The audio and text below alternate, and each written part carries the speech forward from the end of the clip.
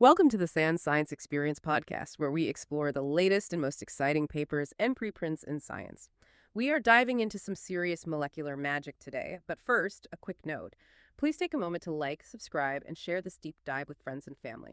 It genuinely supports the SANS Science Experience and helps us keep decoding the cutting edge of science. Okay, so today we're diving into maybe one of the biggest, most persistent puzzles in biology right now. It's about the relationship between a protein's instructions and what it actually does. We call this the SSF, relationship sequence, structure, and function. We know the sequence of amino acids, that string of code, dictates the 3D structure. And we know that 3D structure dictates the function, like what job the protein performs in a cell. But reliably predicting that function just by reading the sequence, that's the dream, right? That's the key to modern pharmacology, to designing new drugs, understanding disease, everything, really. It really is the ultimate decoding problem. And it's just so complicated because the protein universe is staggeringly vast. You have incredible structural diversity, and a protein's function isn't always fixed. It can depend heavily on the context, what else is around it. And historically, our search tools, while fantastic for certain tasks, they've looked through a pretty narrow lens. Okay, you mentioned the narrow lens. We've probably all heard of tools like BLAST, phenomenal for finding similar sequences, or maybe Foldseek, which is great for comparing 3D structures. What's the sort of fundamental limitation there? The big limitation is that they are fundamentally siloed. They're stuck comparing things pairwise, and only within one modality. So BLAST does sequence to sequence. Foldseek does structure to structure.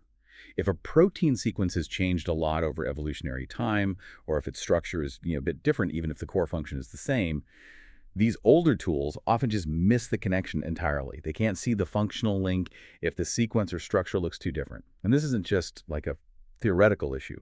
It has real consequences. Roughly 30% of all the proteins listed in major databases like UniProt are functionally unannotated.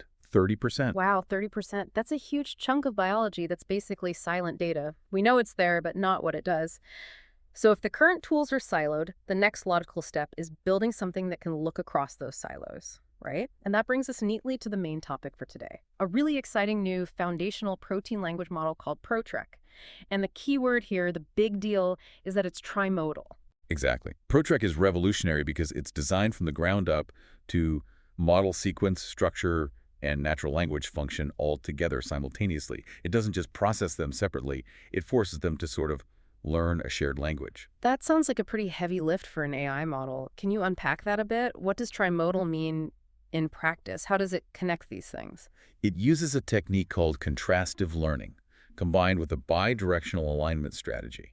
Think of it like having three big piles of data: the sequence code, the 3D shape information, and then human written descriptions of the function. ProTrek is constantly trying to figure out which sequence goes with which structure and which function description. It learns to pull the correct pairs and triplets closer together in this abstract mathematical space, the latent space, while pushing unrelated combinations further apart. So it's learning sequence structure links, structure function links, and sequence function links all at the same time. It's teaching itself the entire SSF relationship. Okay, that makes sense. It's like giving the AI three different languages, the code, the shape, the description, and forcing it to become fluent by finding the connections between them. And speaking of how it works under the hood, the architecture, they used some established AI components, didn't they? They didn't completely reinvent the wheel. Exactly. That's the smart part. They leveraged powerful existing tools. For the sequence part, the code, they used a pre-trained model called ESM, which is already really good at understanding protein sequences on an evolutionary scale. For the natural language function descriptions, the text part, they used a BERT-style model. BERT is famous for understanding human language nuances. And then for structure, which is the tricky one because it's 3D, they first convert the 3D structure data into a sequence of discrete tokens, almost like translating the shape into a kind of structural alphabet, using Foldseek's approach. Then they fed that sequence of structure tokens into another dedicated BERT-style network. So 3 specialized AI brains, all forced to learn together using that contrastive strategy. Precisely.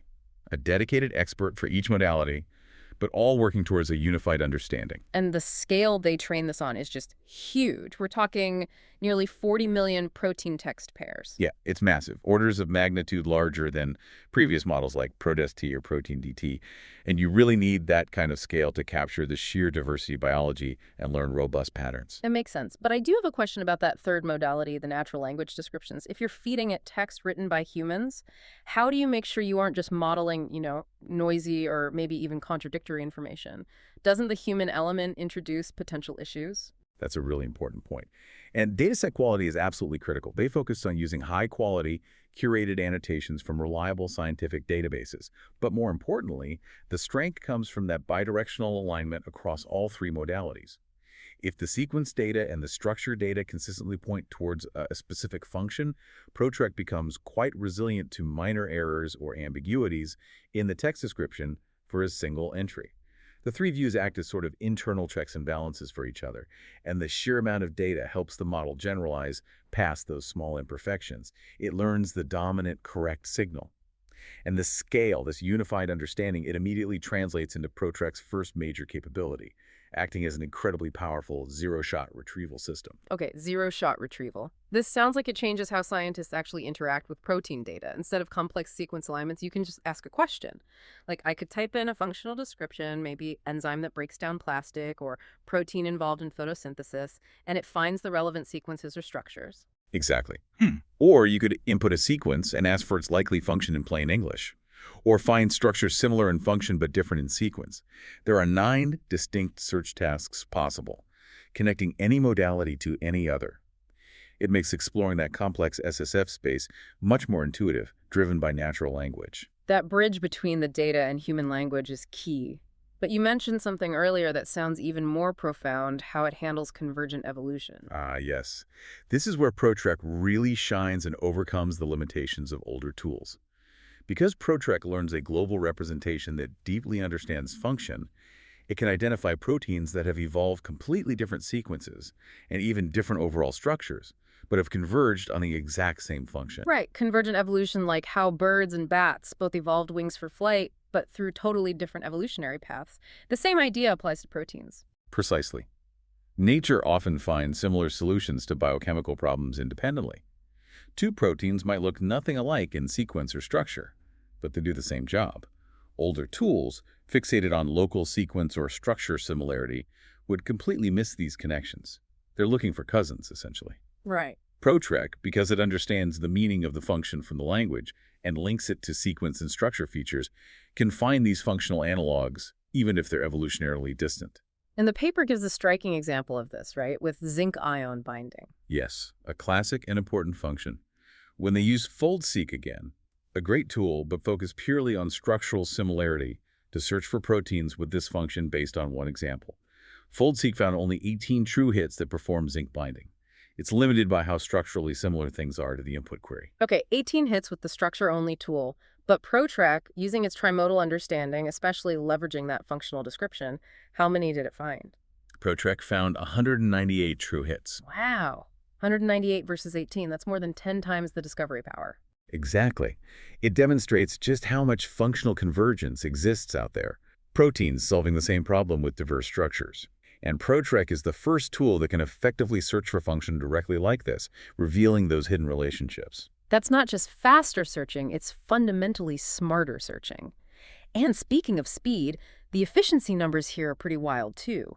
They use something called the maximum inner product search algorithm, or MIPS. For those of us not deep in the engineering side, what is MIPS and why does it matter here? MIPS is basically a super fast search algorithm. It's crucial because ProTrek works by representing every protein, its sequence, structure, and function info, as a point in that high-dimensional latent space we talked about in embedding. Searching means finding the closest points in that space. MIPS allows ProTrek to do this incredibly quickly across billions of points without having to compare the query to every single one individually. It turns what would normally be a massive, computationally expensive needle-in-a-haystack search into something almost instantaneous. Instantaneous across. How much data did you say? The scale is mind-boggling. The ProTrek server right now hosts pre-computed embeddings for over 5 billion proteins. 5 billion. Uniprot, the big reference database, has about 500 million entries, right? So this is 10 times larger. That's right, 10 times larger than Uniprot. They've aimed to embed a huge chunk of known protein space, including metagenomic data. And searches across that 5 billion protein space happen. How fast? Within seconds. It's achieved over 100-fold speed improvement compared to running traditional tools like Foldseek or MMSEX2 sequence searches on that scale. Okay, 100 times faster, across 10 times the data, finding functionally related proteins that were previously hidden. That's transformative. It really is, and it's not just theoretical. They've already used this power for a significant real-world application in genetic engineering. Ah, the base editor experiment. Tell us about that. What was the problem they were trying to solve? So the context is gene editing, specifically base editing. These are tools designed to make very precise single-letter changes in DNA, like a molecular pencil, not scissors. There's a type of base editor that targets the DNA base thymine T, but the current versions often have low efficiency. They rely on a modified human enzyme called uracil DNA glycosylase, or UDG. The problem is, the modified human UDG isn't actually that great for this specific editing job. It's a bottleneck. So the goal was clear. Find a better UDG-like protein, something functionally similar but perhaps more effective for building a superior thymine base editor. How did they use ProTrek for this hunt? This is where the Trimodal power comes in beautifully. They ran 2 searches in parallel. First, a traditional sequence-to-sequence search, using the human UDG sequence as the query, standard approach. Yeah. But second, and crucially, they also ran a text-to-sequence search using just the natural language description. UDGs remove uracil from DNA. Asking the system to find sequences based purely on the job description. Exactly. And the top hit, the protein ranked #1, was the same in both searches. They called this protein V1. Getting the same top hit from both a sequence search and a functional description search, that must give you pretty high confidence it's a good candidate. Extremely high confidence. Yeah. So the researchers took this V1 protein, identified by ProTrek, made a small modification analogous to the one in the human UDG editors, fused it to the Cas9 machinery, and tested it as a brand new thymine base editor. And the results, did ProTrek successfully find a better molecular machine? It absolutely did. The engineered base editor built with V1 showed significantly higher thymine editing efficiency at multiple different gene locations compared to the existing widely used editors. Higher efficiency is great, but in gene editing, precision is everything. What about unwanted side effects like errors? That was the other key finding. The V1 base editor also shows substantially lower frequencies of indels. Okay, let's quickly clarify indels for the listener. Those are insertions or deletions, basically. Unwanted mistakes where letters get added or removed near the target site, right? Exactly. They reduce the precision and, importantly, the safety of gene editing. You want clean, precise edits. So V1 gave higher efficiency and better precision with fewer errors. It's a direct, experimentally validated case where ProTrek didn't just find an alternative, it found a superior molecular tool by searching across sequence, structure, and function space. That's a powerful validation. Okay, let's try and summarize the big picture here. ProTrek seems to offer this threefold impact. First, it unifies sequence, structure, and language into one model, breaking down those old silos. Second, because of that unification, it can uncover these massive patterns of functional convergent evolution that were largely invisible before. And third, it accelerates discovery and transfer learning for specific downstream tasks, like finding that better base editor, significantly outperforming previous models in many areas. That sums it up well. It's a foundational shift. But, like any model, it's important to understand its context and limitations. ProTrek was trained exclusively on natural proteins, the ones found in nature. This means if you're working with, say, completely de novo designed proteins, ones created from scratch in the lab, or maybe looking for very subtle effects of single amino acid changes in human disease variants, the base model might not perform optimally right out of the box. It might need specific fine-tuning for those highly specialized tasks, which they do provide tools for, like Collab ProTrek. That's a fair and important caveat. It excels on the natural diversity it was trained on.